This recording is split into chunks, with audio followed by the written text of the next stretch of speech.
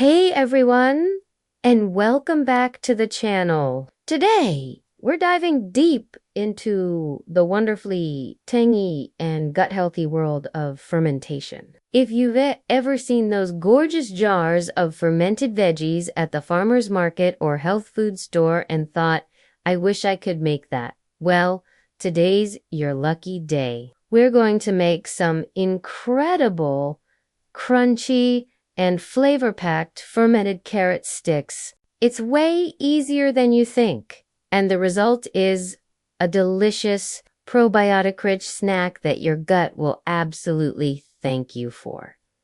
So, let's start with the star of our show, the carrots. You'll want to begin with about 1 to 2 pounds of fresh, firm carrots.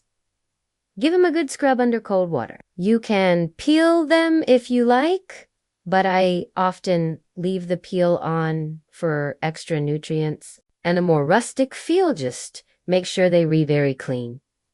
The next step is to decide on the shape. For today, we're going for sticks, which are perfect for snacking and dipping. I like to cut them into a length that will fit nicely into my jar, leaving about an inch or two of headspace at the top. You could also do coins or shredded carrots. The process is the same. Once you've got all your carrots cut, it's time to pack them into a clean glass jar. And when I say pack them, I mean really pack them in there. You want them standing upright and snug so they don't float around later. A wide-mouth, quart-sized mason jar works perfectly for this. Now, for the magic liquid that makes all this happen, the brine.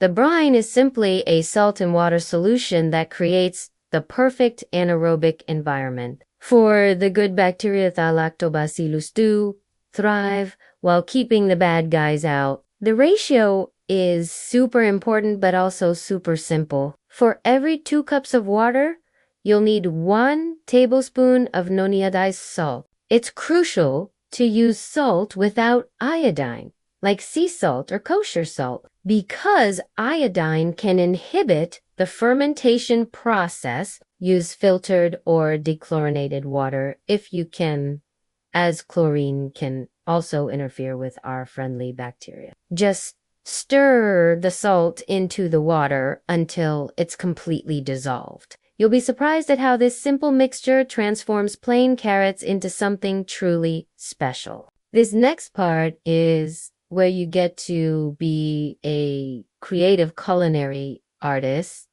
We're adding the flavor. While fermented carrots are delicious on their own, adding aromatics takes them to a whole new level.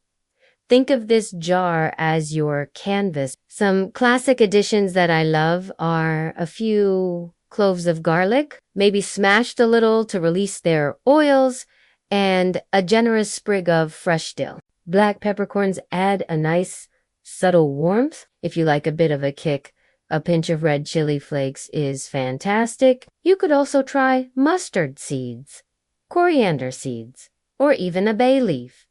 Feel free to experiment. I recommend putting your flavorings at the bottom of the jar before you pack in the carrots, or you can sprinkle them in as you go. There are no wrong answers here, so have fun with it. With our jar packed and our flavors in place, it's time to pour in the brine. Slowly fill the jar, making sure the brine covers all the carrots completely. Tap the jar on the counter a few times to release any trapped air bubbles. You want to leave about 1 inch of headspace between the surface of the brine and the rim of the jar. This space is important for the fermentation process. Now, here is a critical tip for success.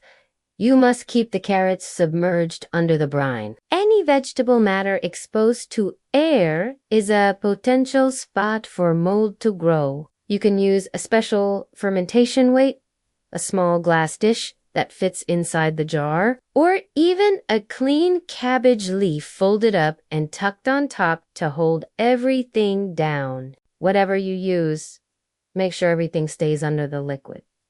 Now, for the waiting game, seal your jar. If you have an airlock lid, that's fantastic. lets gas escape without letting air in.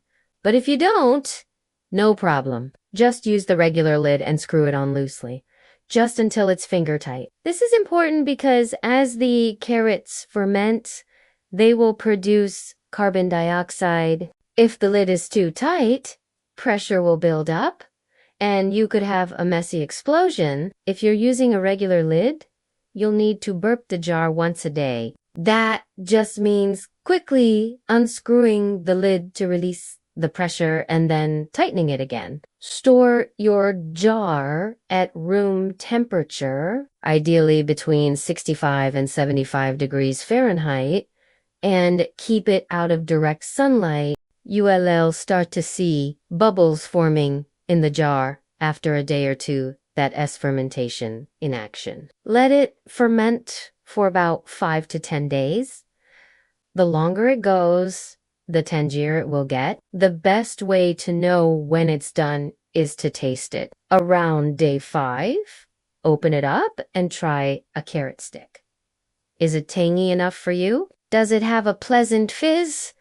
If so, you're done. If you want it more sour, just let it go for a few more days, tasting as you go. Once it's reached your desired level of deliciousness, tighten the lid and move the jar to the refrigerator. The cold will dramatically slow down the fermentation process. Your fermented carrots will last in the fridge for at least 3 to 6 months, though I doubt they'll stick around that long. They are an amazing snack, a fantastic addition to salads, or a zesty side for any meal. Thanks so much for joining me today on this fermentation adventure. I hope you give this recipe a try and discover how rewarding it is to make your own healthy probiotic foods at home. If you enjoyed this video, please give it a thumbs up and subscribe for more kitchen projects. Happy fermenting, and I'll see you in the next one.